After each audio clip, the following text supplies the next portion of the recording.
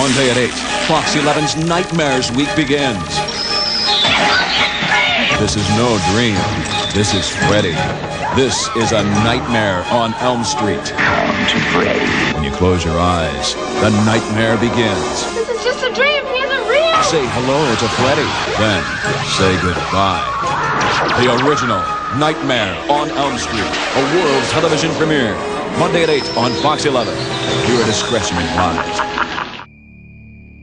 Hello, listeners past, present, and future. This is the Haddonfield Radio Trailer Park, where we take you moment by moment and frame by frame through the trailers that make us want to go to the movies.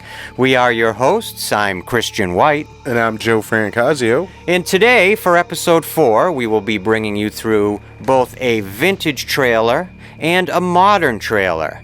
And there's a very interesting thing about both the trailers that we're going to be doing today. Joe, why don't you let them know what we're going to be covering today? Well, technically we're covering trailers for the same movie. It's the early 1984 original Nightmare on Elm Street. Right. Or Wes Craven's Nightmare on Elm Street. Very iconic. And then we're going to jump forward to the 2010 remake, reimagining, whatever you want to call it. Also a Nightmare on Elm Street. Not as iconic. I still like it a lot. I'm somebody who really I was saying before we started recording, I'm very, very fascinated by that Platinum Dunes era of horror.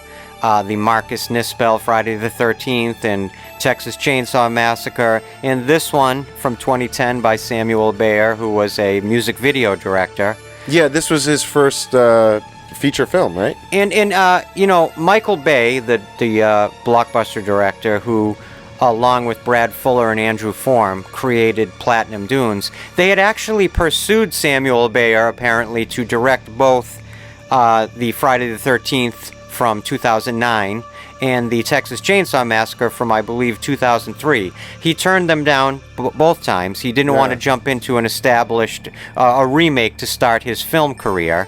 But they sold him on the idea of a Nightmare on Elm Street, and we'll get into that those reasons as we go.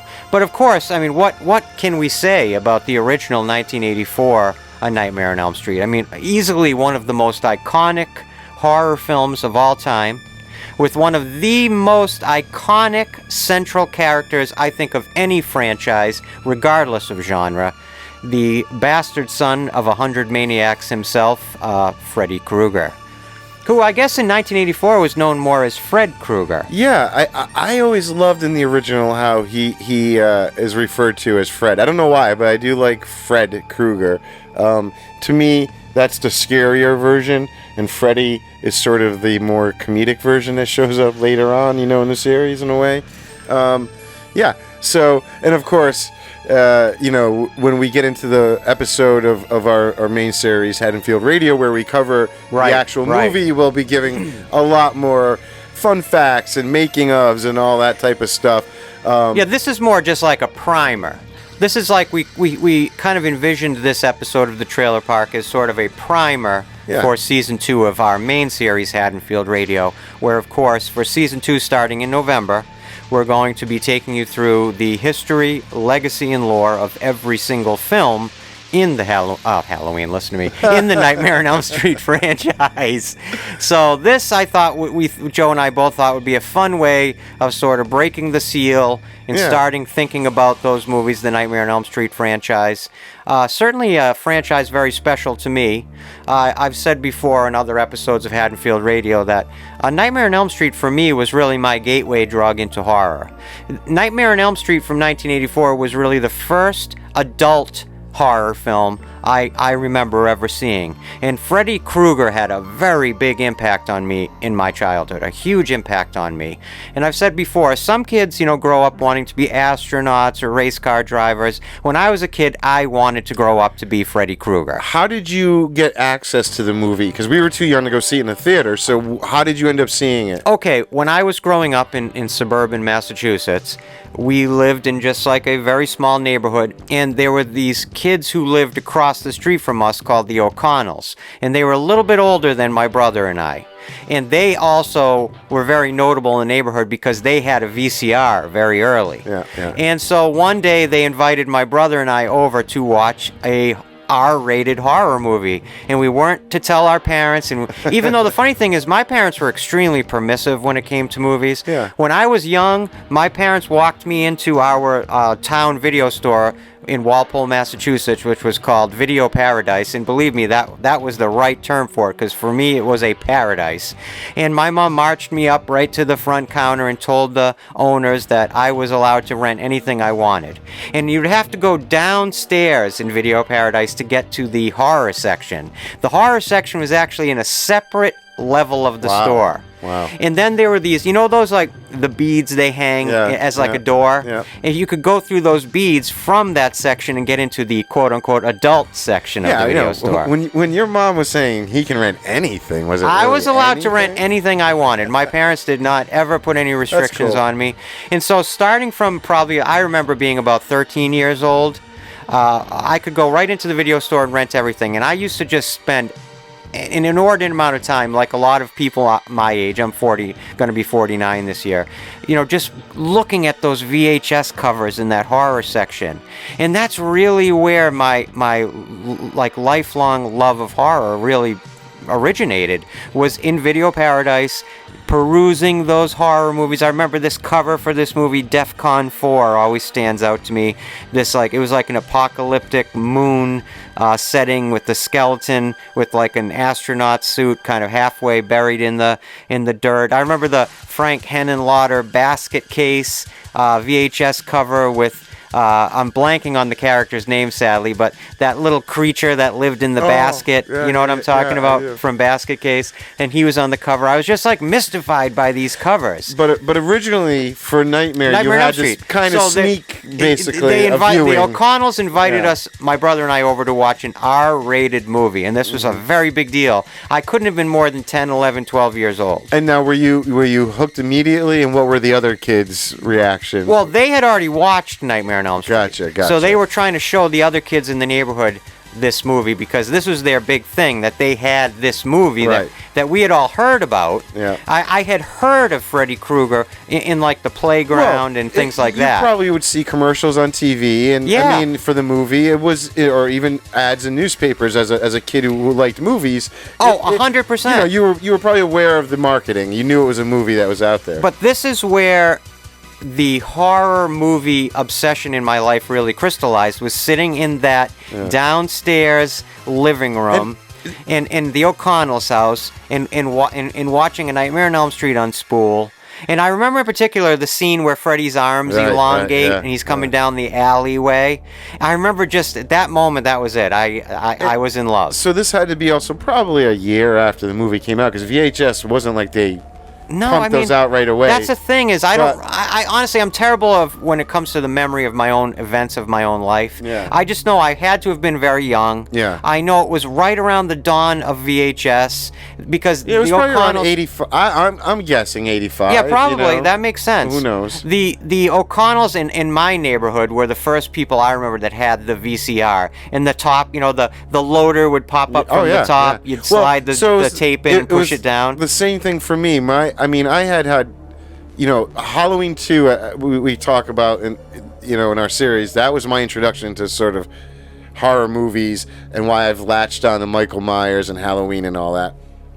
Right. And I would catch glimpses, of other horror movies. But A Nightmare on Elm Street for me was the first time I personally had access to a horror movie, because my father had done the same thing in the early days. He and my uncle both had rented. You could rent VCRs. Oh, that's right. And they realized even at the video stores, you could rent the them, player. And they realized you could copy movies in those early days before there was copy protection and all that stuff. By putting the two VCRs together. Yeah, you hook them up together and you could copy a movie from one to the other. Yep. So my dad had a copy of A Nightmare on Elm Street, and I wasn't supposed to watch it, but I knew where he hid the tape, and whenever they weren't home, I would watch it whenever I could. So it was the first movie that I had personally access to, a horror movie that I could put on whenever I wanted, and kind of really absorb like a lot. I watched that first one a lot. The interesting thing for me that really caught my imagination, and I think caught a lot of people's imagination when it came to Freddy,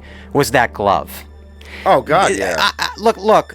Jason has his machete, okay? Michael's got his kitchen knife.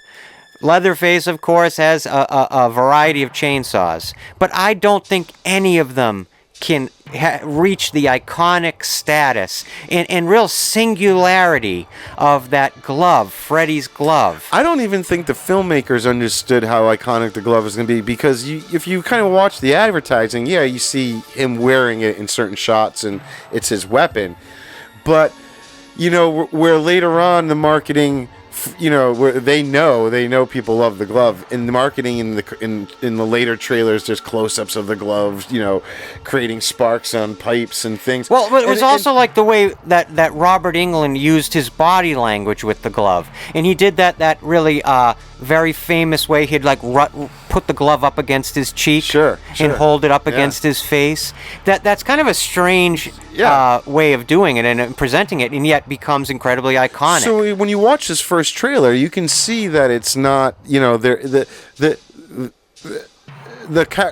whole iconic Freddy character and his weapon of choice and all that. It's not sort of etched in stone to the filmmakers or the people making the trailers, you know, that this is something that people love yet. You know what I mean? Yeah. Oh no, God no. You wouldn't. I think it just happened like very naturally and very organically. It was just very obvious to me. I think anyone making the film, Wes Craven, certainly.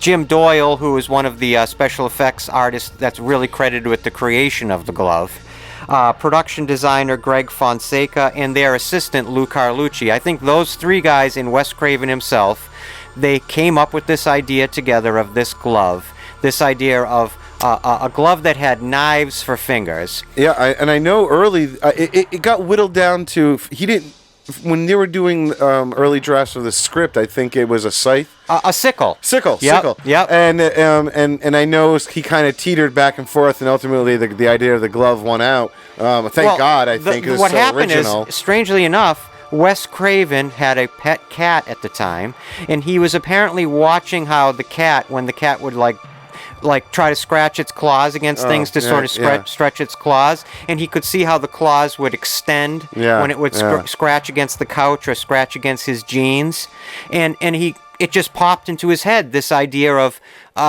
playing on. See, Wes Craven was this incredibly erudite, well-read, very highly educated man with a master's degree. He actually had multiple degrees. He had degrees in psychology, philosophy, and a master's degree in writing. So he was a very thoughtful, educated man. And when he was thinking about Freddy Krueger and how Freddy Krueger was going to be presented in his dream demon form, he was thinking about things that play on the ideas of human primal fears. And one of the most ancient primal fears that we have built into our psyche is the fear of animals with large claws. Because, like, early primal man had to be very terrified of, like, saber-toothed tigers or bears that had these giant claws and claw-like hands that could kill you and that could tear you to pieces. And so he was trying to play off of something that would affect people deeply and psychologically. And I think that's a lot of where that glove came from. And then special effects artist Jim Doyle actually drew this very interesting image that I actually put on our Instagram page recently. Yeah, the original he drew drawing. the original drawing that you can find over on our Haddonfield Radio Instagram page. You can take a look at it if you haven't seen it already. That is almost like a mechanical drawing of how this glove would work. Then they found these really strange-looking narrow steak knives, and they used the blades of those to create the original hand. And I think, if I'm correct, the original glove were actually blades that were on there, wasn't it? There were two gloves, like a hero glove and a stunt glove. The hero glove was used for when they actually had to cut things, on screen. So yes, they were sharp knives. And then there was a stunt glove for when they had to be safe about things.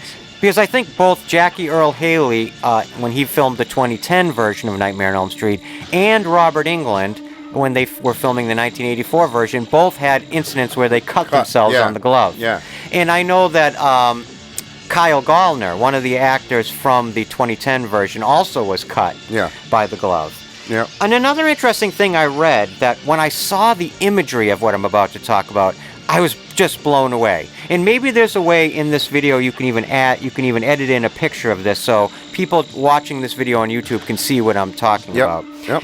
One of the things Wes Craven was also inspired by, and I hope I'm not going to butcher this, is these Asian gloves called Tekagi Shuko or Neko Te gloves, which means claw hands or tiger hands or hook hands or cat hands. There's various different versions of the interpretation of that language.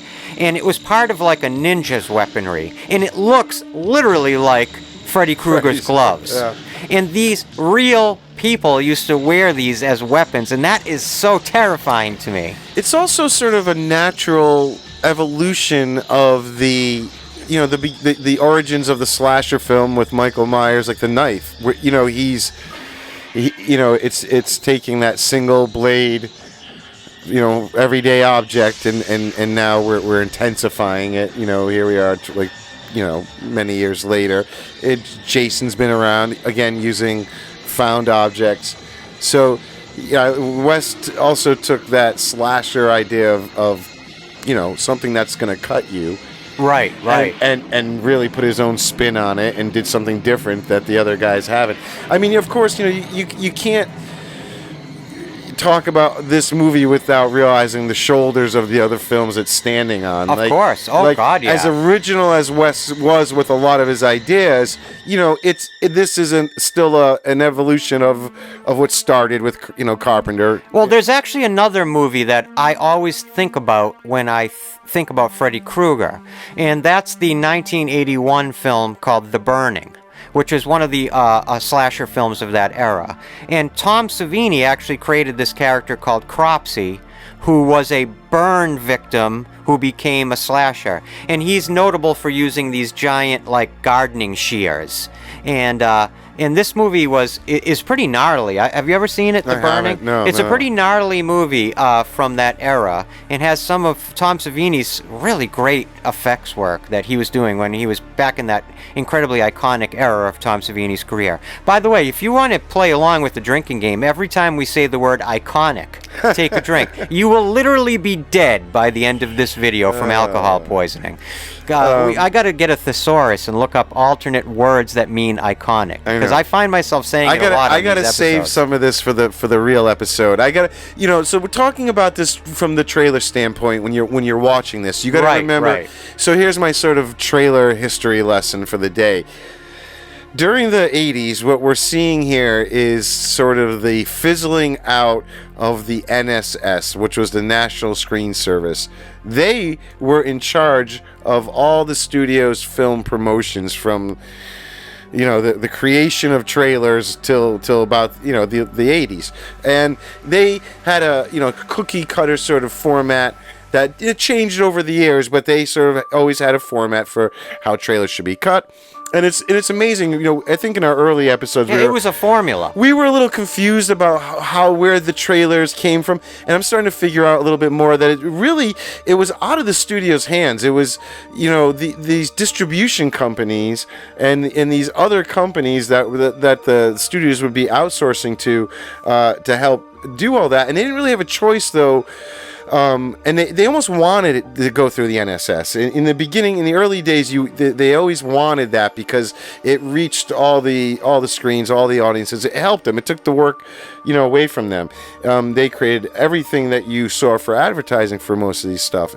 But then slowly, basically once starting with Hitchcock, starting in the 60s, these filmmakers themselves wanted to start experimenting with the trailers and making it their own and doing their own sort of thing. So the NSS was around till the 80s, but the bigger a studio was, the more clout it had, the more money it had, it could kind of do its own thing.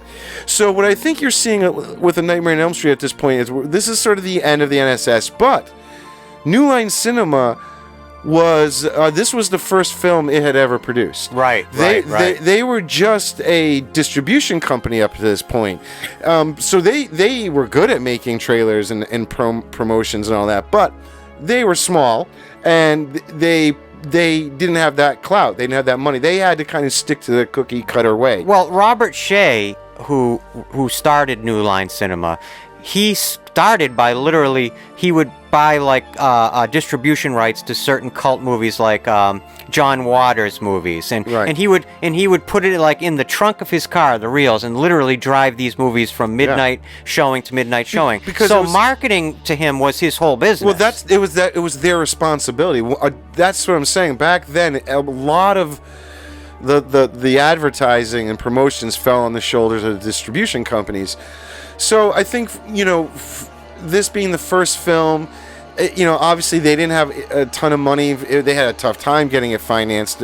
Backers kept pulling out every time they thought they had the money, and ultimately they had $1 million budget, but it was hard to get that. So this trailer, I think, is really, it's kind of standard. It's got the voiceover, and it's kind of giving you the movie in a quick recap sort of feel. There's nothing in it that was shot just for the trailer. It's following that NSS cookie cutter way. And you're talking about this original trailer. Okay. Yeah. I mean, 1984. I just think as New Line was a new, they didn't have the money to do anything different. It's what they knew. It's how they did things anyway. They were still coming from the old school NSS way of doing trailers. That's interesting. And you can really see that here. It's pretty standard from beginning to end. And they show, it's kind of... It's weird how, in these later years, we get so worried about spoilers, a movie getting ruined before you see it. Well, right? now, I mean, so many modern trailers basically give you an abbreviated version of an entire movie. Well, but they also in a 60-second trailer. But they also sometimes try to be very misleading, or even shoot things only for a trailer that don't end up in the movie, just so you don't know what's going to happen. Right. Where back here, back then in the 80s, you're still getting a movie where they're showing you almost every great effect that's in this whole movie. You're getting a lot of the kills. You're getting almost all the good stuff, to draw you in, and it's all straight from the movie. There's nothing misleading.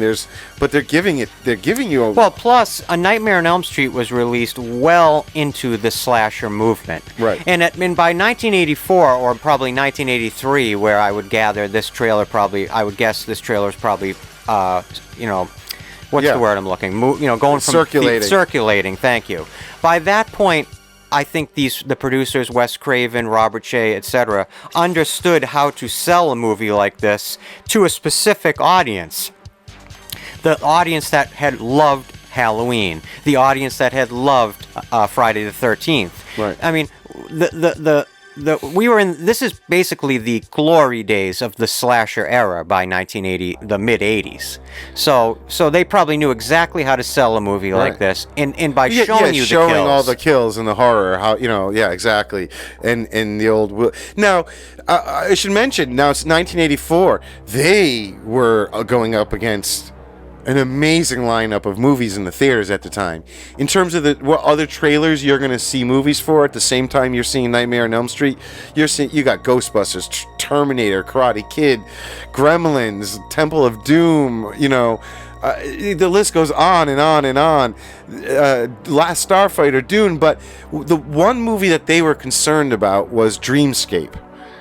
Oh my God, I love Dreamscape. Because they knew that was being made and it was coming out and it was a dream. See, the difference... Oh my God, I haven't thought about... Can we just take 1 minute?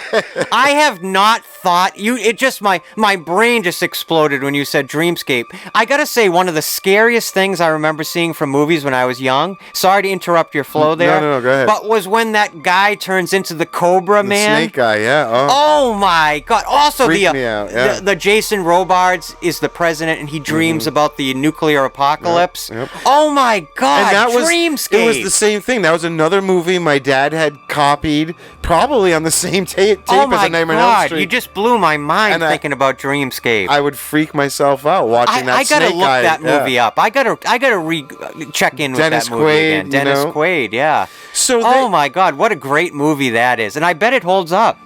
I bet nowadays, yes. I don't know if people back then totally understood that Snake its Man, magic. And the actor was from The Warriors. Yeah. Warriors, Yeah, come out yeah, and play, yeah. yay! That guy. He played the Cobra Man, and that was terrifying. It was. But wow, is that actually 1984? It was. Oh my God, is that bizarre that comes out the same year as A Nightmare on Elm Street? That's my point. They were concerned about there being this other movie that was based in a dream world that was maybe not straight up horror, but it was pretty scary at times. Pretty close. You could categorize it close. But it's like sci-fi horror. Because they knew that was sort of one of their selling points. That the thing that made them different from Halloween or Friday the 13th was that they, in the Nightmare on Elm Street, could go into this dream world where reality, your kills and what you're doing, it doesn't have to be totally based in reality. You know what I mean? It gave them a little more freedom to do some really cool things. Like we all know with the girl flying around the room, Tina's bouncing around the room. Right. Johnny Depp's blood. They could go to that extreme level that didn't have to be based in reality because the audience knew that we were in a dream affected world. The thing I think that sort of separates Nightmare on Elm Street from other slasher films, aside from the character of Freddy Krueger and the as we talked about a minute ago, his weapon of choice, that iconic glove, is the fact that this movie has a surrealistic, impressionistic angle that, like Halloween or Friday the 13th, which is set in a much more of a real world setting, didn't have. And it's interesting you bring up these movies. I just looked up a list of horror movies from 1984, and there was a lot of interesting films that got released. There is. Chud, Children of the Corn, let's see. Firestarter, Friday the 13th, The Final Chapter, Gremlins, Hills Have Eyes Part 2. Let's see a couple others here. Silent Night, Deadly Night. Wow. Toxic Avenger, Terror in the Isles, which isn't a movie in and of itself. It's like a documentary about horror movies, featuring, of course, Donald Pleasance. Nice. Yeah. Anyway. So, and I think one of the things that really helped Nightmare become like the classic and sort of stand out above all that is, like you were saying, like Wes Craven's writing. That's what a lot of the critics kind of latched onto, is that, for a horror movie that, yes, has the kills and the blood and all that, that the dialogue and the writing just seemed to be a little more elevated than a normal horror movie. Wes Craven was by all accounts, a very brilliant guy. And you often hear people talking about when they were going to meet Wes Craven after seeing Nightmare on Elm Street, they figured they were going to meet this like typical horror guy, gorehound type guy, and they end up meeting this professorial man that's soft-spoken in a tweed jacket, who is incredibly well-read, incredibly polite and friendly. So it just goes to show you, but yet he had this mind that could, and it certainly goes to a dark place. I mean, think about it. Because this wasn't his only horror film by any stretch. So this is his sixth feature film. And he had done, Last House on the Left, which is absolutely brutal. And in there was also The Hills Have Eyes. And then right before Nightmare, he did Swamp Thing. Not horror, but it's definitely, showing a taste for fantasy, things not based in reality sort of stuff. Well, it's interesting, Swamp Thing coming before Nightmare on Elm Street, even though that film wasn't very well received. No, exactly. The idea that you have a lead central character that is effects based, that is makeup based, and so it's almost like he had a rough draft in a way of learning how to work within the confines of having a main character who is based in special effects. Well, he knew he wanted his slasher, quote unquote, to stand out. It's a different kind of mask. Right. It's not the mask that the guy pulls over, but it's one that we get to put on to make him into this scary guy. But it's still a mask. Absolutely. It's again, Wes Craven did a great job of evolving what a lot of the guys at the time were getting stuck. Their wheels were doing the they were spinning. A lot of these other movies were kind of doing the same old thing. He was taking on the success and what worked from a lot of those Friday the 13th and Halloween's and you can go on and on with some smaller movies too. I think the word you used earlier is elevating. He brought it to another level. Elevated the slasher genre to a brand new level and a brand new dimension. Another interesting thing that always blows my mind about Wes Craven is I mean, there are two major horror franchises that came from his mind. Of course, A Nightmare on Elm Street and Scream. You could also count Hills Have Eyes, which continues to this day. Yep. The Alexander Asia remake that came out in its sequel. So, in Hills Have Eyes, of course, spawned almost an entire subgenre of films like Wrong Turn and things like that. And Last House on the Left is one of the early pioneering films in the RAPE revenge subgenre that you'd have that came afterwards. Hold on, I got a couple of them here written down. That's kind of interesting. So vamp a little bit here.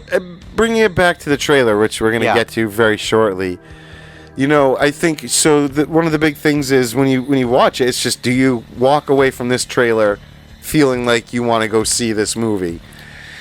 And we'll get more into it right after we see it. But I mean, it's a pretty effective trailer if you're into horror movies in terms of even if you don't truly understand the story based on what you're seeing there, because there is this dreamy sequences here and there, but the narrator is what's keeping you grounded, is trying to kind of keep you aware of what you're seeing and how it ties into the story. It kind of gets into how Nancy's going to be the only one who might stop him. And then it's just, it's kind of just shots of her setting up all the traps, which, if you were just seeing that, it would make no sense unless you had this narration you have to say, in terms of Final Girls too, wow, Heather Langenkamp, unbelievable. Nancy is just one of those, absolutely brilliantly constructed characters, and you need a very deep, kind of interesting character to counterbalance Freddy Krueger in a film like A Nightmare on Elm Street. It's one of my criticisms of the 2010 one when we get there. Oh, well, yeah, we'll talk about, because Rooney Mara, who played Nancy in that version, she hated that role. She did not want to be there. Can tell, she was actually open about, even in promotional tour, she was open about the fact that she didn't want to be associated with the movie. And just really quickly though, but that's one of the things, unfortunately, with the remake there, that when you really start doing some research about the making of it, and you hear about how many people who were working on it either had to be talked into working on it, or didn't want to work on it originally, or like this actress was very vocal about just not, you're not going to get a great product if you have people who don't believe in what they're making. Whereas Heather Langenkamp, I mean, she was so invested.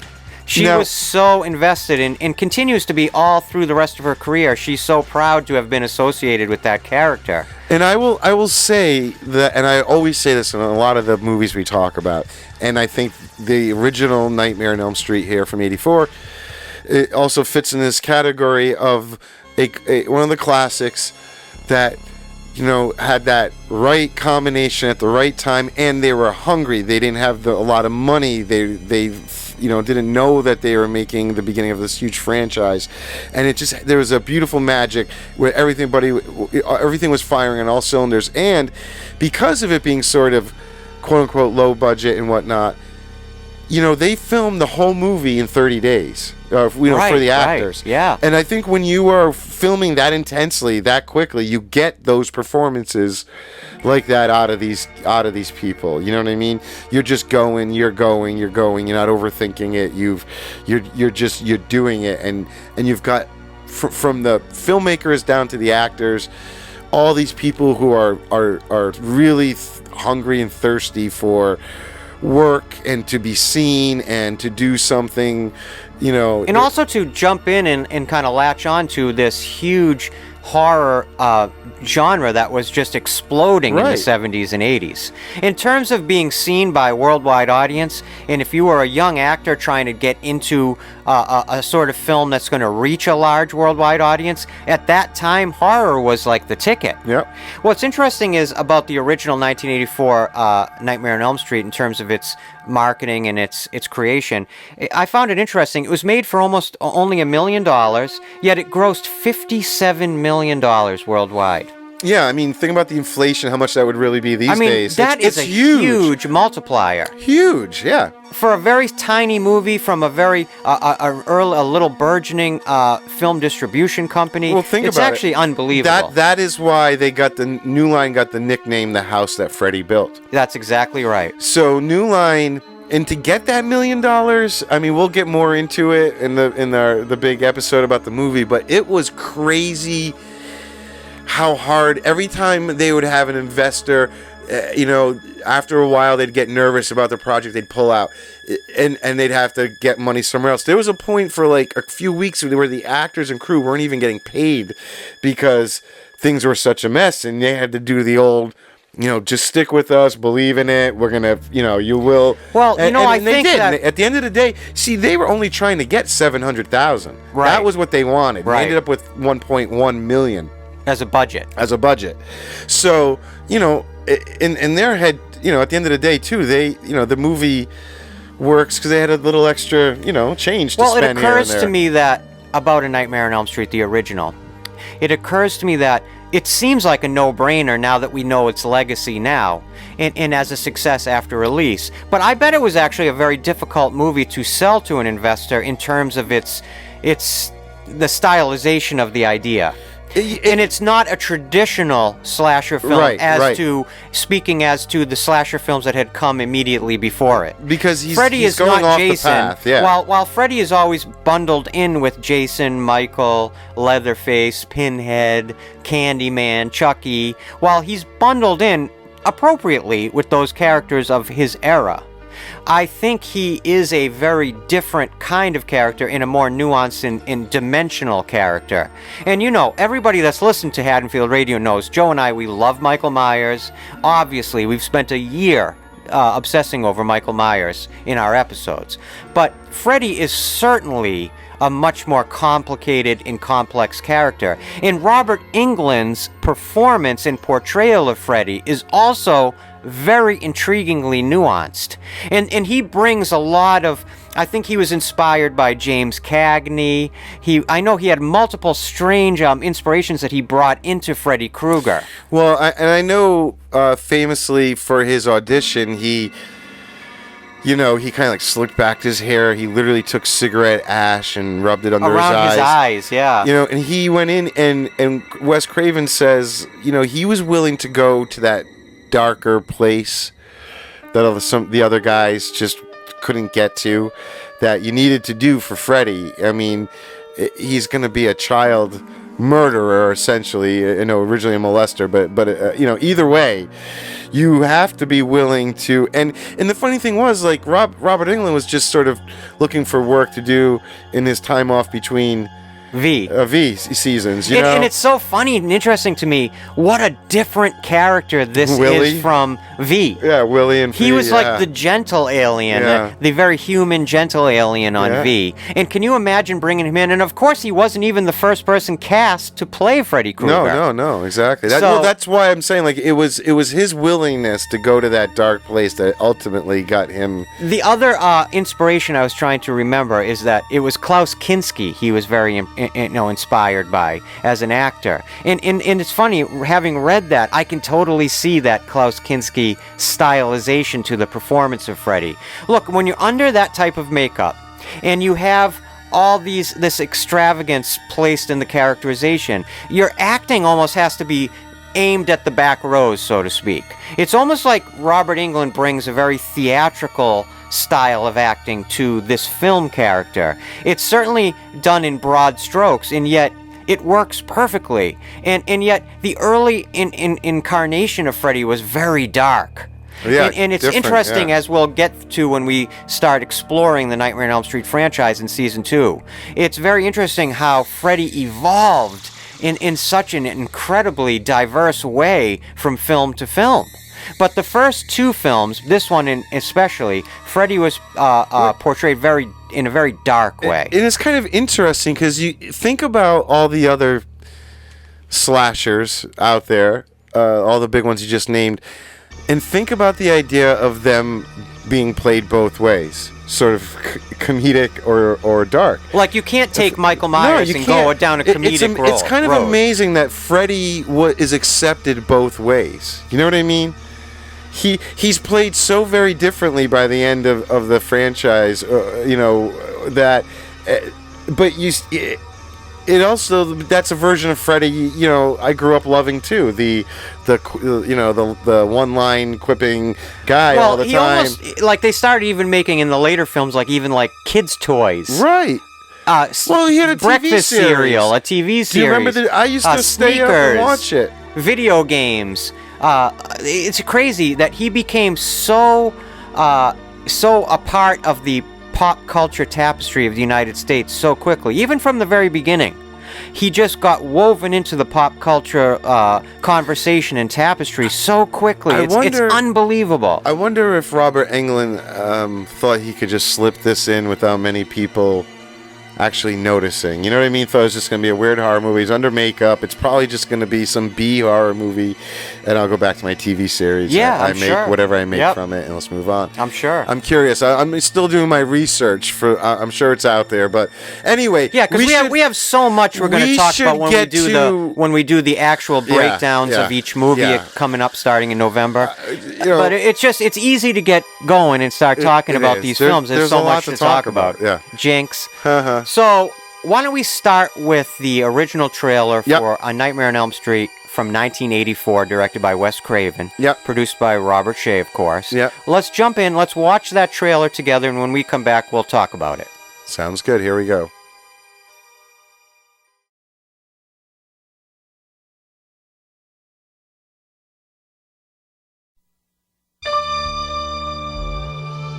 The kids of Elm Street don't know it yet. But something is coming to get them. There's something out there, isn't there?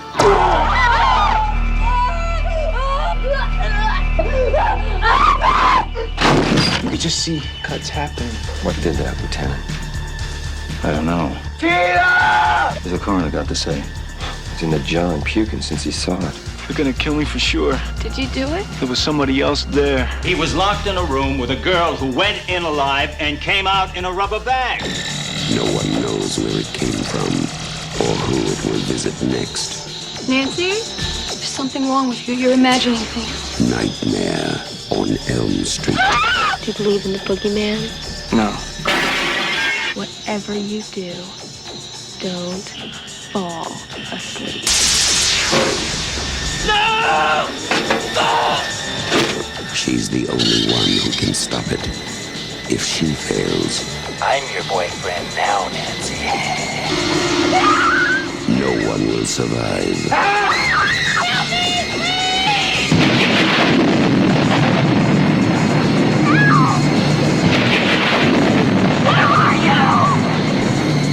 From Wes Craven, director of The Hills Have Eyes and Last House on the Left, a new masterpiece in fantasy terror, Nightmare on Elm Street.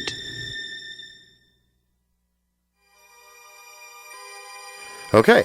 I think it's really interesting right off the bat that the narrator of the trailer at the very end refers to it as fantasy terror. I was going to bring that up. Isn't that interesting? It's really interesting. I don't know if that's a product of the time and that was really more of a genre that was referred to, or they're trying to separate themselves from the idea of it's just another horror movie. Well, it's weird. Like, I would say Dreamscape that you mentioned earlier is more like sci-fi horror. But what else I cannot think of another movie that would fall under the parameters of fantasy horror that was released at that time. Fantasy terror.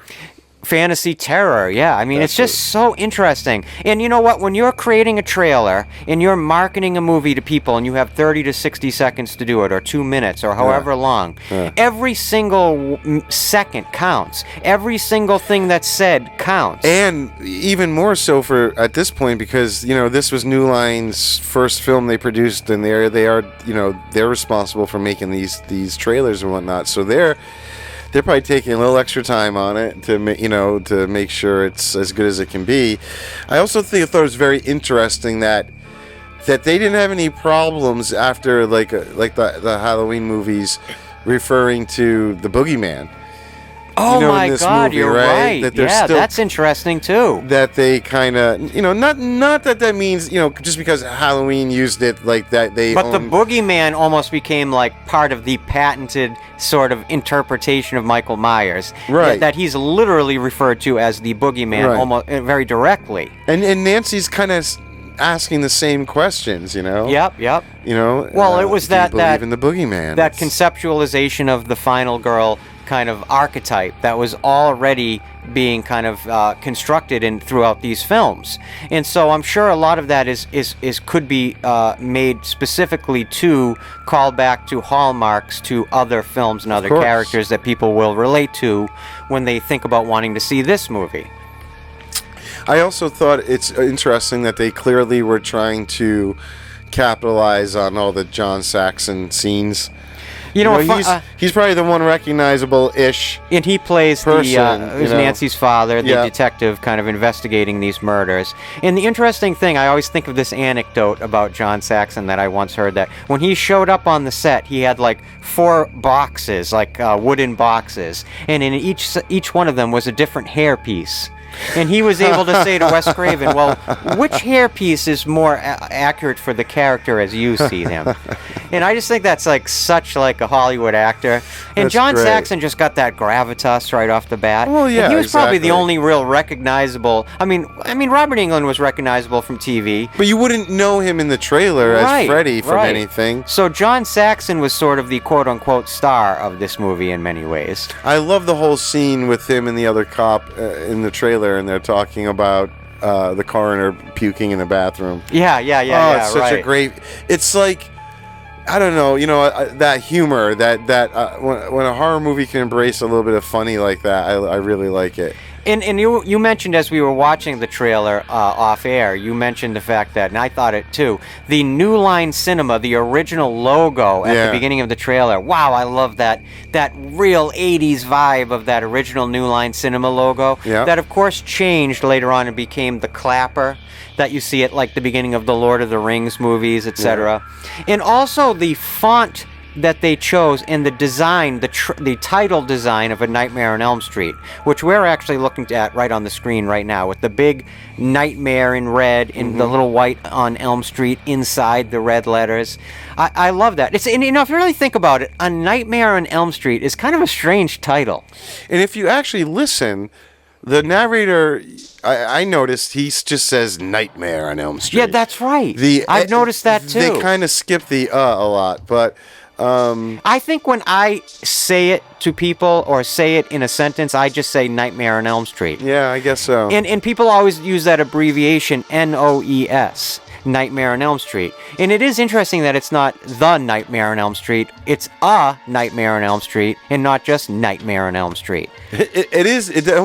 When we're staring again at the logo as it's paused here, it's Did almost the like later they. films use the A? I don't know. I gotta go look now because it does look so added in, doesn't it? The way they just Like just through kind the of put that A up there. and in the logo for the title design we're seeing, the A is almost like the dot on the I in Nightmare. Yeah. I mean, it's interesting. I actually, until you just brought that up, I didn't remember it. I hate to say this. I think I forgot it was A Nightmare on Elm Street, and not just Nightmare on Elm Street. It's interesting. But Nightmare on Elm Street doesn't really make sense. I guess you need either the or A for it to make sense as a title. But I'm very curious. I'm going to have to look if the later films use the A. Is it A Nightmare on Elm Street Part 2?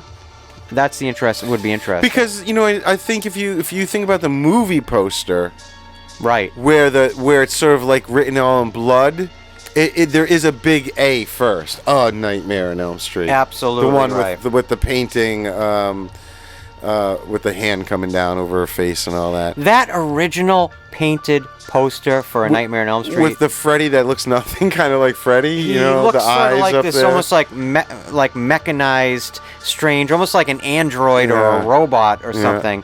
I'm looking up right now. I want to know who the artist was of that original poster. Let's see. But in terms of when you watch that trailer, do you walk away going, "Yeah, I would definitely think I would want to see that movie"?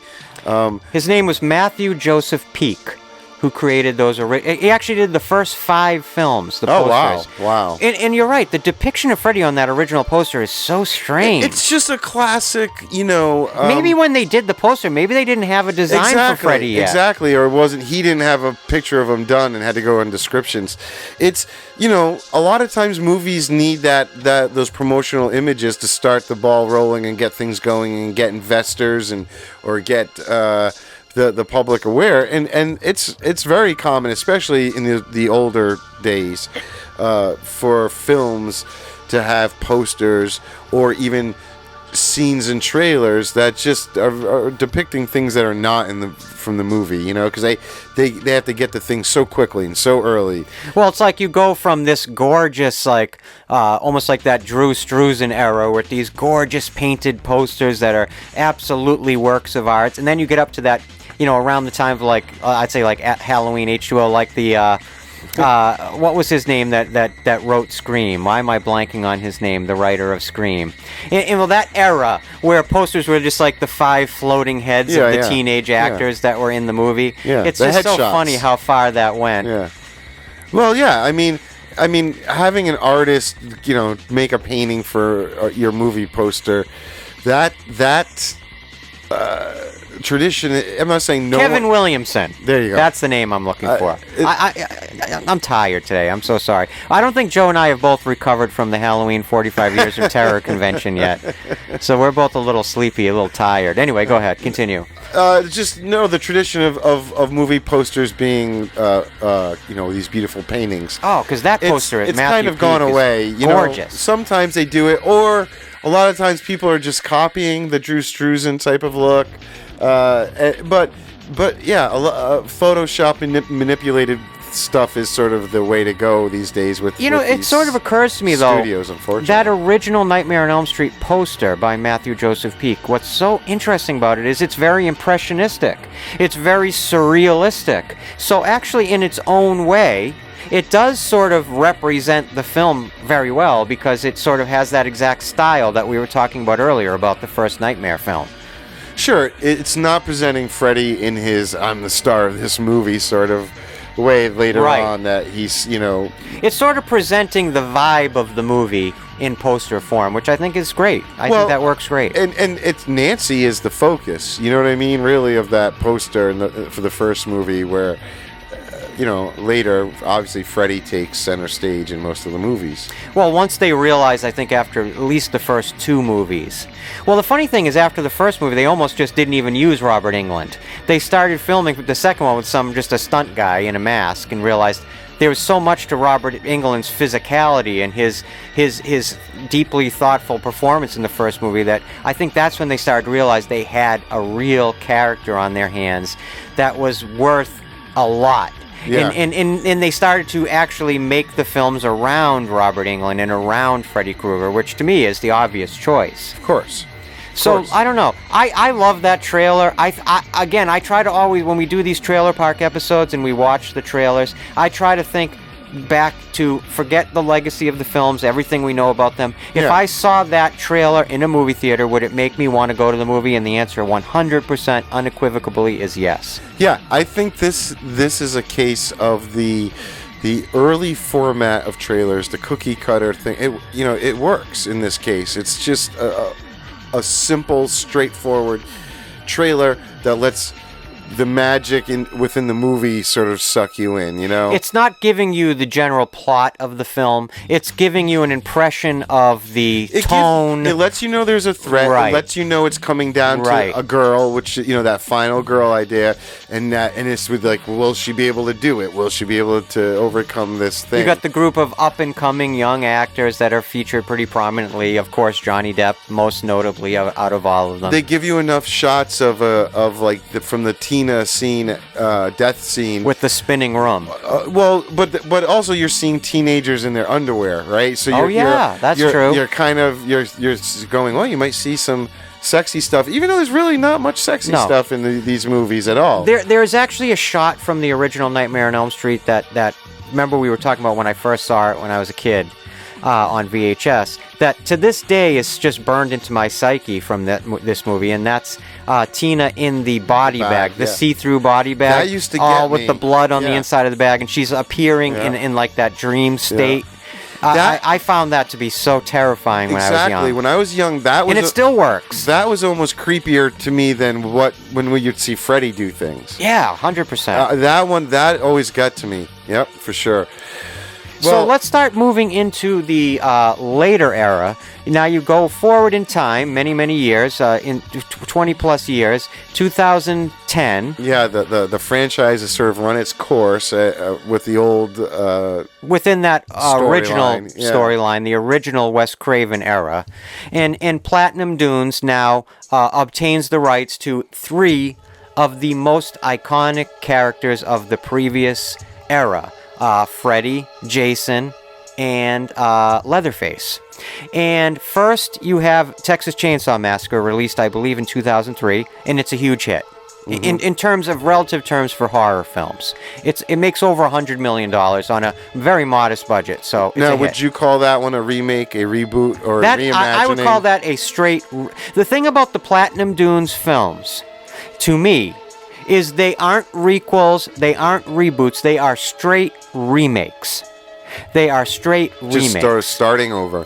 The 2003 Texas Chainsaw Massacre, directed by Marcus Nispel. The 2009 Friday the 13th, also directed by Marcus Nispel. In my mind, they are remakes. Because they basically take the approach of they pull from the entire franchises, They're almost like greatest hits. Right, and they kind of condense it down to this sort of one movie that is sort of the best of. They sort of take like the greatest hits of the main characters, the most notable characters in each film, which are the antagonists, Leatherface in the Sawyer clan, Jason, and Freddy in the 2010 Nightmare on Elm Street, and they sort of center the movies around those iconic horror characters. Because I think the Platinum Dunes team understood that that's what the people are going to want to go and see. They're going to the theater to see and to revisit these established characters that worked so well in the previous generation. And they're almost like, in a way, almost like a reinterpretation of the characters, and like I said, in like a greatest hits sense. I'm really fascinated by the Platinum Dunes era. I think those movies are really good. I know a lot of people have their problems with the Nightmare on Elm Street remake from 2010, and I get it. And I think of those 3, it's the weak link. But I still think it's cool. I think Jackie Earle Haley is really cool as Freddy. I like Jackie Earle Haley's interpretation of Freddy. Yeah. My research led me to read about, I think, though, there was a little bit of an attempt on their part to try to make the formula a little different for Nightmare than they had with Friday the 13th and Texas Chainsaw, where they were doing that sort of best of and not considering it a remake, but sort of a restart. I don't know. I still see them as remakes. They are. But to them, they were trying to say, let's go a little different on this and make it more like a straightforward remake of just the first Nightmare, just Wes Craven's, right? And I think, though, by the time they finished, they ended up pulling some. Well, the 2010 cool bits from other movies, right. but its attempt, like what's the director's name for the 2010 remake? Samuel Bayer. He says in interviews, he wasn't interested in this. Wasn't him trying to find some new dimension to all these characters and rework where they're all coming from, or how they're all tied together, or where Freddy comes from, and all that. He was simply trying to find the tones that people loved from the originals and sort of redo it. He's just trying it's like to a repackaging. Fan service. He's just trying to hit the right buttons, the right tones, the right music cues, the right sort of, they had identified, like, with this precision, this almost scientific precision, the elements of these original franchises that really worked for people. Right. And that's what Michael Bay and his team are really trying to represent to people, and especially the fans of those original films, while also expanding the audience and bringing in a new generation of fans to these characters. If you look at the 2010 Samuel Bayer Nightmare on Elm Street, in very many ways, it's very much more of like a character study of Freddy. And an interesting thing I read is that Samuel Bayer, in his original idea of how he wanted to do the film, he thought about presenting Freddy as having been innocent of those crimes and having been murdered by the townspeople of Springwood. Like it had wronged him. Like right. he actually was a misunderstood character, and eventually decided that's just too far afield. Yeah.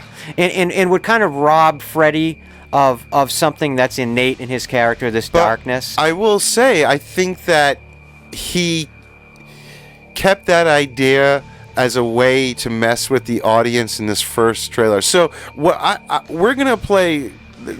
Tell them what you were saying to me earlier about having. We're going to show 2 trailers. There were 2 main trailers. Obviously, with later films, there's a lot of marketing. You get a lot of different. You get the teaser, the trailer 1, trailer 2, TV commercials, right? And the one that played during the halftime, and the blah blah blah. So, but the 2 sort of main studio trailers for the remake in 2010. We're going to play both of them because I think it's really important to see the changes that they made between the 2. But in this first one, I did think it was really interesting that if, let's say you didn't know the original, or even if you did, but you didn't know how they were going to play out this remake, they set you up to maybe think that Freddy is innocent. In the trailer, you will see him when he gets cornered by the townspeople. He's saying, whatever you think I did, I didn't do it. And he looks like this, of course, in this moment, he's looking like this, guy, a weak, sort of skinny, guy that can't possibly take on this crowd. And you almost want to feel bad. But of course, if they took the Freddy idea and went back to Craven's original idea of him being a child molester instead of a child killer. So ultimately, by the second trailer, you're going to see a big change in how Freddy's represented. Right. I also even in the way in the 2010 movie, even in the way that Freddy's makeup is done in a much more real-world style. Yeah. And Bart Mixon, who had worked on previous Nightmare on Elm Street films during the Wes Craven era, and of course, Wes Craven really only made the first movie, and then Wes Craven's New Nightmare. He obviously didn't direct all those middle films, but I still refer to it as the Wes Craven era. He produced part 3, I think. I think he was that's generally listed as like the creator of the characters. When I say the Wes Craven era, all I mean is the original films. Yes. So Bart Mixon had worked on some of those. Yet when he came in to do the 2010, his idea was to give Freddy a much more realistic burn makeup style. Yeah. There's some digital enhancement going on, which I just... What do you think of the look of Freddy in this film? I don't mind that they were going, more realistic. I don't like when it feels digitally manipulated. Fair enough. Not all the shots, feel that way, and maybe not all the shots are digitally manipulated. But at times, when you can kind of at least sense it, or I do, like the skin just being affected, I hate that. I'm I don't know, just old school horror fan. I think that there is something shocking when you see a burn victim, like a serious burn victim in real life. There is like a shocking sense of what you're seeing. And I think that idea, there is a basis of horror in it. I hate to say that because I hate to be insensitive to anyone who's a burn victim. But let's be honest, there's something terrifying in our deep innately the idea of being burned to that effect. Of course. Okay? So I can understand when you're applying that within a horror movie, iconography, why that would have worked. And frankly, I actually like Bart Mixon's design of Freddy, the way it's applied to Jackie Earle Haley. I think that it works for me. I like the look, but I totally do agree with you about the digital implementation. I like the design, I just don't like when I feel that digital. So when you're talking about the first trailer we're going to see, Joe, what would you say is the general sense of the first trailer? I just think that the first trailer versus the second one,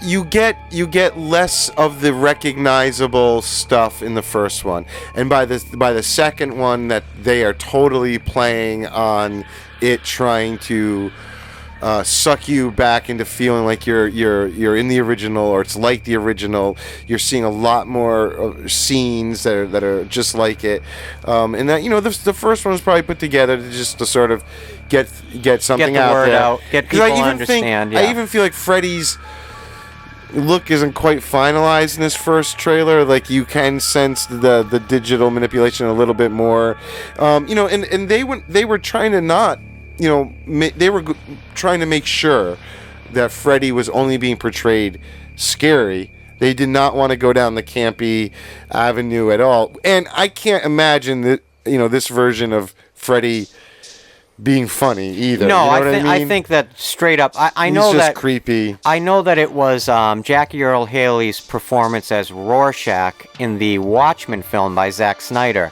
that really crystallized with these filmmakers that he was the right guy to play Freddy. Strangely enough, I know they also spoke to both Billy Bob Thornton and Steve Buscemi about playing Freddy. But when they saw the Jackie Earle Haley's performance as Rorschach, and also another one that he did around that period that I think definitely has these notes of darkness, is his performance that was Academy Award nominated in the Todd Field movie Little Children. And I think that he ends up being almost the perfect guy, in my opinion, to play Freddy in 2010.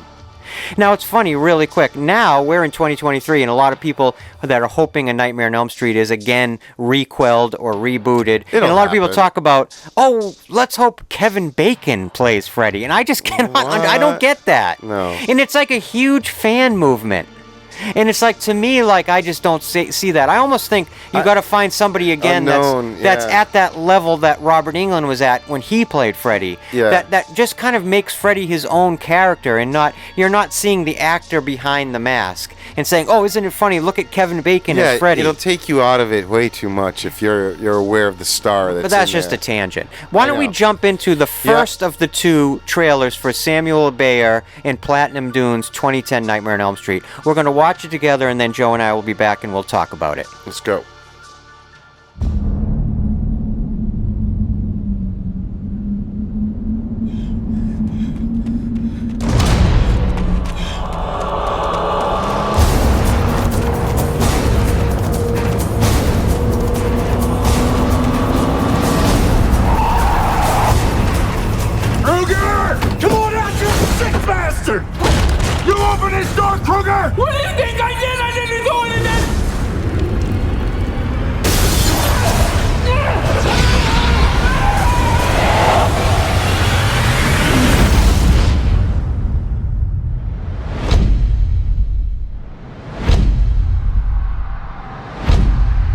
Having these dreams, and there's this man, and he's burned.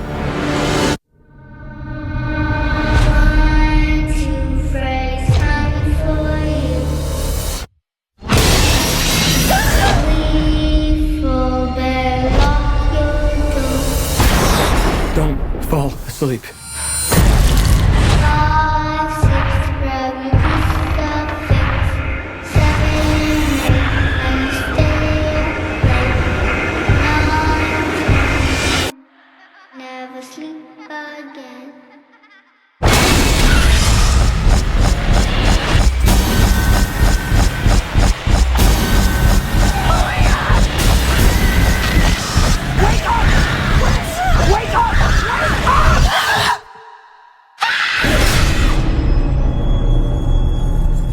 Nothing to worry about. This won't hurt one little bit.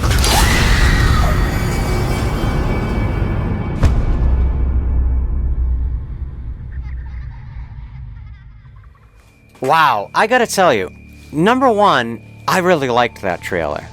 I actually really liked that trailer, and I think it's interesting that it starts off with Freddy before he's Freddy. It's the human Freddy. Yeah. The Freddy being burned alive by angry parents for being a child murderer.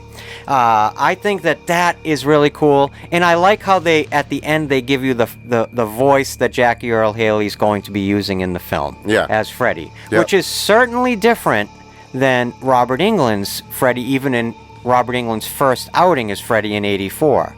It has the stylization that Robert Englund used, but it has a kind of cadence that's different. They did. I read they dropped his voice when he's burned Freddy. His voice is digitally brought down to sound a little deeper. And the other thing that stands out to me about this trailer, and what I think works about the trailer. Now, I'm just talking about the trailer, not the film, because we're just talking about this. Yeah, but what works for me is the use of that original childlike rhyme about 1, 2, Freddy's coming for you. Yeah. And the use of that instantly puts you into the Nightmare on Elm Street world, instantly kind of brings it to the forefront and just sort of crystallizes in your mind that this is a Nightmare on Elm Street film. It is. I feel like the purpose of this trailer is more to let you know like what this movie is, like where you're at. This is the story of Krueger and how he becomes who he is, just as much as it's the kids.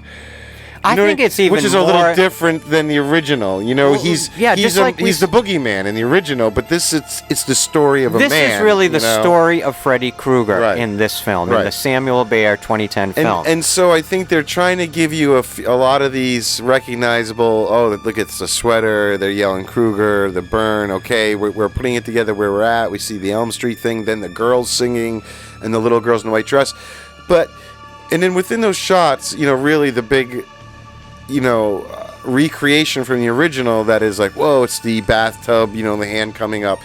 So you're saying, okay, yeah, they are remaking some, you know, the movie like the original, but this one in particular, then really there's a lot of stuff that's not them just trying to show you, hey, we recreated something from the original. Yeah, right. We're just showing you that we have made this movie. We're in this world.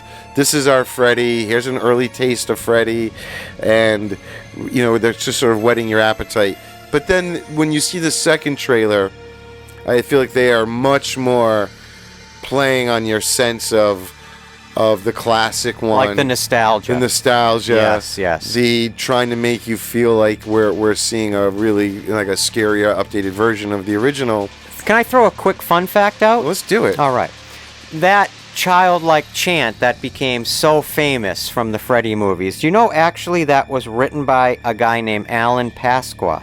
And he was Heather Langenkamp's boyfriend, a musician, at the time of shooting, and he's the one who created that Freddy nursery rhyme that basically every horror fan has memorized. So it's just kind of an interesting little fun fact tidbit there. Yeah. Well, and you know, and it's the classic 1, 2, buckle my shoe rhyme. That's what they're changing the lyrics to. Yeah, so right. You're instantly. It's in your head. You know what I mean? It's like that earworm. You know it's a childhood thing. It's something you've heard before. And it's not simply a creepy child singing a song being sung in the movie to scare you. I mean, it goes in there deep, especially... I just like that it's used as like the central music of the trailer. It really puts me in the mood. When I was young, I remember actually going, like, having to stop and be like, wait a minute. Is that like the rest of that song?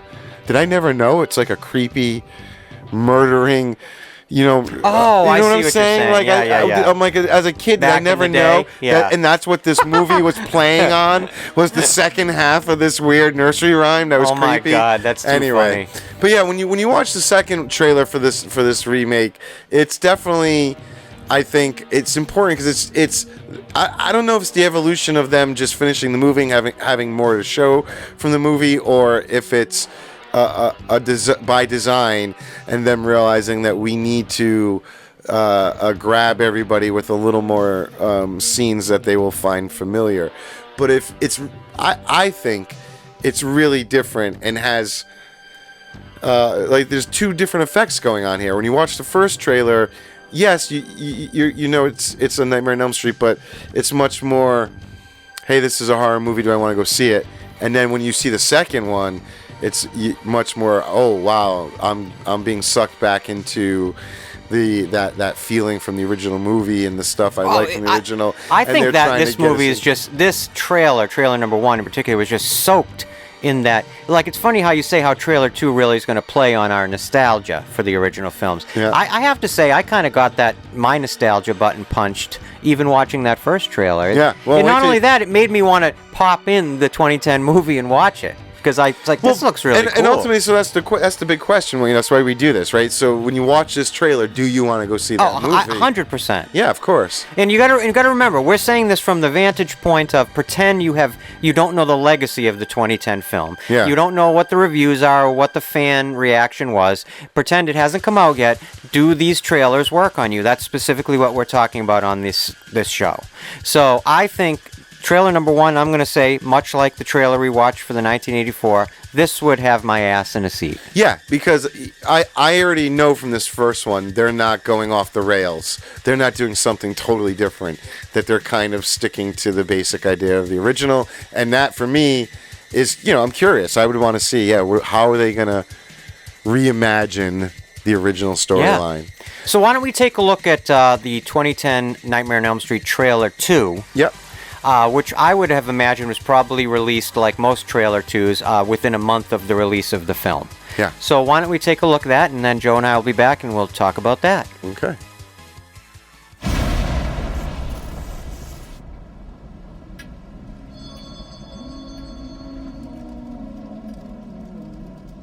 Hello? Anyone here? Hello?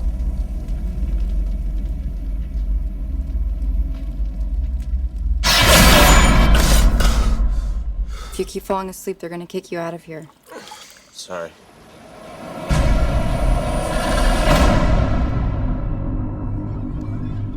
I had another nightmare last night. I can't tell what's real anymore. Is there anybody else out there that this is happening to? Every time that I dream, there's always this man. That's his mark, isn't it? Freddy. Oh my God, you've seen him too. Who are you? Remember me? It's me, it's you, it's Dean, it's Jesse, Chris. He's in all of our heads, Nancy. We gotta stop this. How? Don't fall asleep.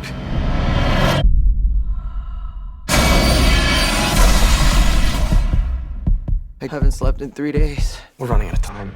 At the 70-hour mark, the insomniac will begin to experience micronaps. It means you're dreaming, but you don't know it. Even if you're awake.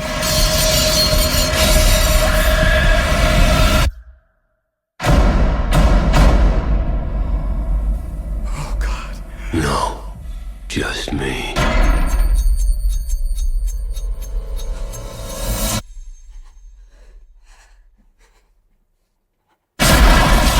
Stop! What does he want from us?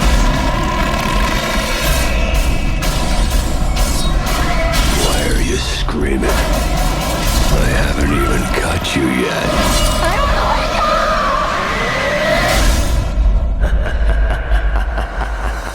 I'm gonna give you a little something that'll put you right to sleep. No! This might sting a bit.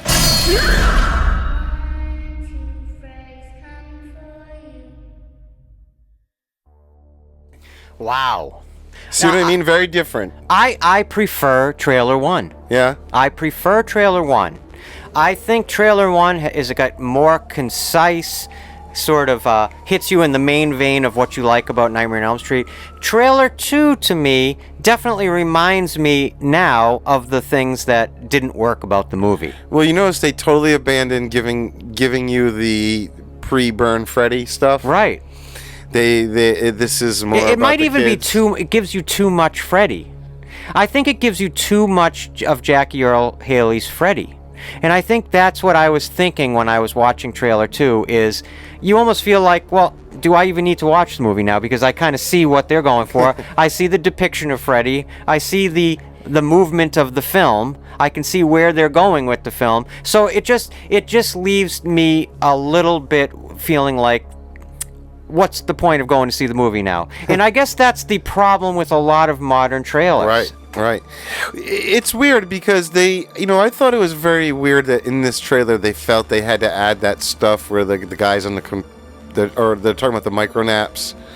Okay, we don't need that for the trailer. Okay, that's funny because that's the one thing about that trailer I really liked. Really? The concept of that really was like, well, that's interesting. Well, and it is, but leave it for the movie. You don't. Oh, leave it for the movie. I Right. agree, 100% agree. You know what I'm saying? Like, Yeah. why? I thought you meant you just didn't Why like are you it. spending time in the trailer?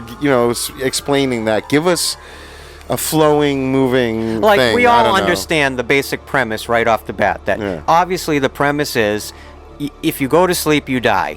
So you have to stay awake, and you only have X amount of time, three or I guess 4 days, that you could possibly humanly stay awake before being forced to fall asleep or having these micro naps to stop Freddy. Yeah. So there's your conflict that you need to set up. You're right. Maybe that's too much detail for the trailer. Right. But in terms of detail for the film, I think is interesting. Because it's still a dream or falling asleep based conflict within the story. It's almost just like a smaller version of the big conflict. So we don't need that. We can just I don't know.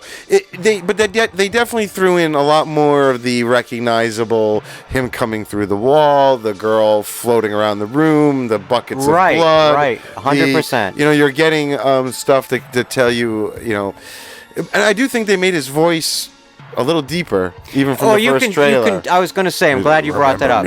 It's definitely more modulated in trailer 2. There's like a bass to it. I think the sound design was more locked in. And again, Jackie Earle Haley is using this very strange sing-songy cadence in his delivery of Freddy's lines. Where Robert Englund just kind of did this growly voice, Jackie Earle Haley is using a strange metered tone. Well, it's like he's still talking to little kids. Oh, that's interesting. Yes. He's just he's that creepy guy. Oh my God, you're right. Around that's kids. what it is. And he's still talking to his kids like the kids. Yeah. It's just... The glove looks awesome in both of these trailers. Yeah. The sound design when he's striking with the glove is really jarring and exciting. So, I mean, it's a cool trailer. It's definitely a very 2010 era trailer. You're right, though. The first one makes me want to see the movie a little bit more than the second. I'm not saying the second I would be like, no. But I definitely... I'd still be there. I wouldn't expect much from the movie based on the second. In a weird way, the first one showing you the pre-burn Freddy, like that... I liked that, that aspect of it, that they were playing with you a little bit there about, feeling bad for somebody getting burned, but obviously we know he's a bad guy, but, You know what, the second trailer sort of also made me think about... Now, again, I was just talking a minute ago, we should be watching these trailers from the vantage point of we haven't seen the movie, pretending that. Right. But I just want to say something aside from that. Yeah.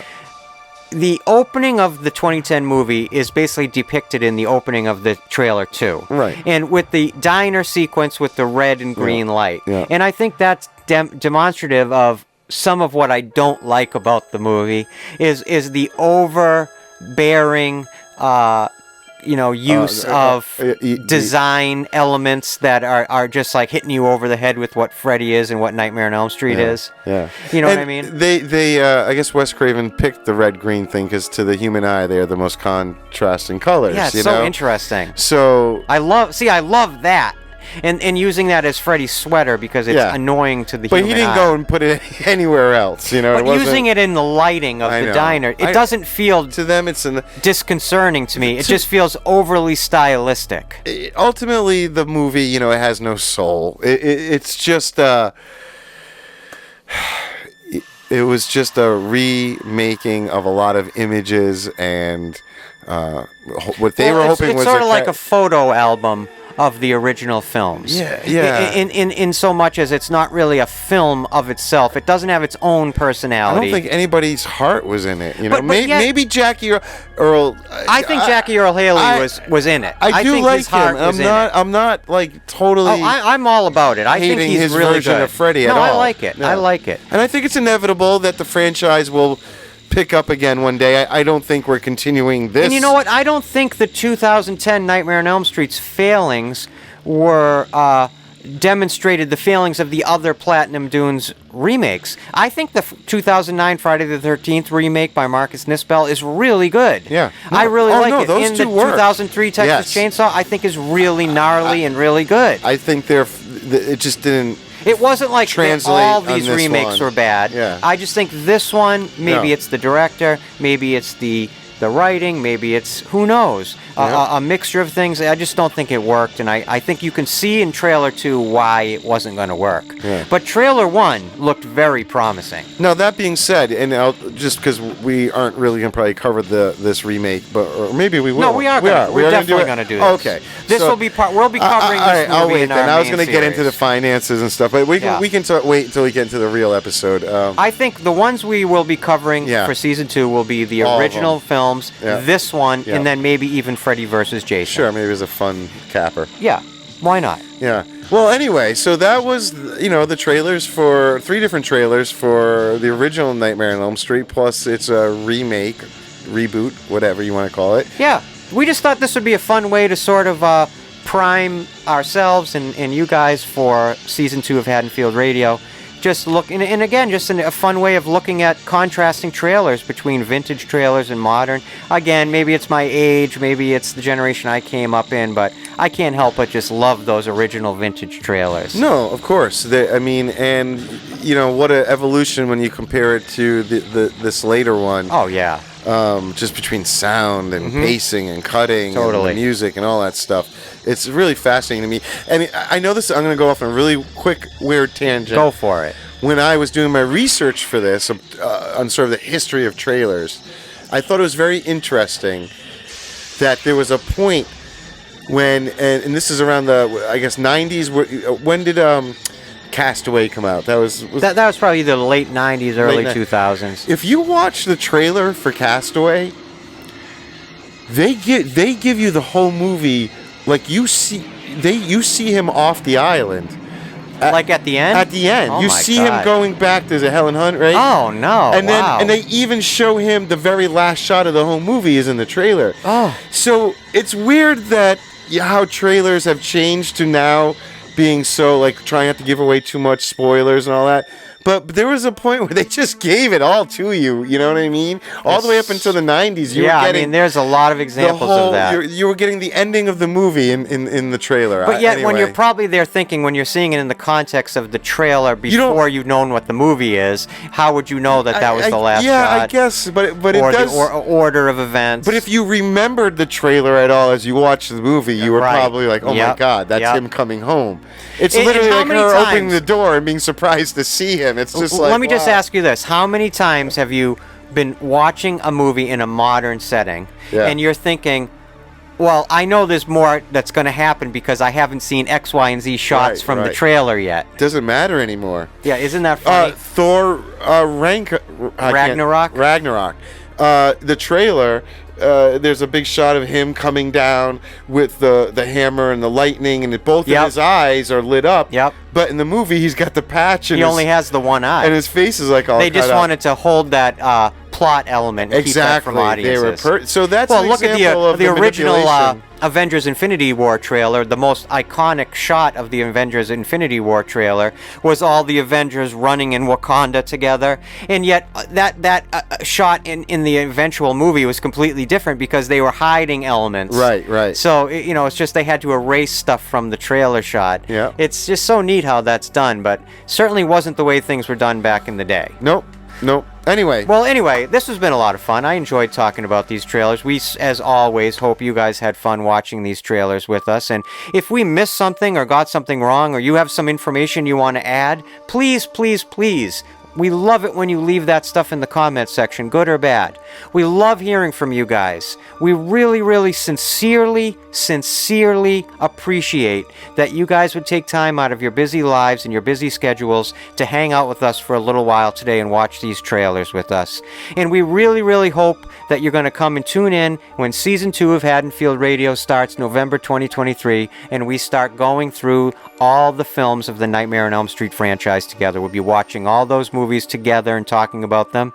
And so we can't wait to do that. And we hope that this was a fun way of kind of breaking the seal and kind of getting ready to jump into those films and that franchise. And we really, really thank you guys so much from the bottom of our hearts for being here with us, for supporting not only here on our YouTube channel, but our Instagram page. If you'd like to check out our Instagram community, just go on Instagram. You can search Haddonfield _radio, or simply hashtag Haddonfield Radio, and you'll find us.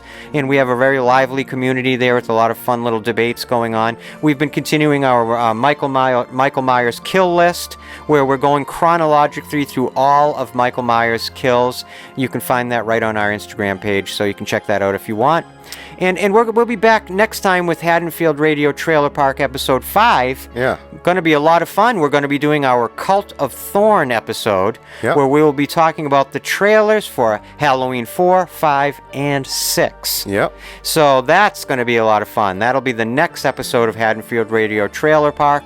And of course, we have our Halloween live stream coming up next. That will be sometime right around the Halloween holiday. And and in November, we'll be starting our Nightmare on Elm Street Season 2 of Haddonfield Radio. Yeah.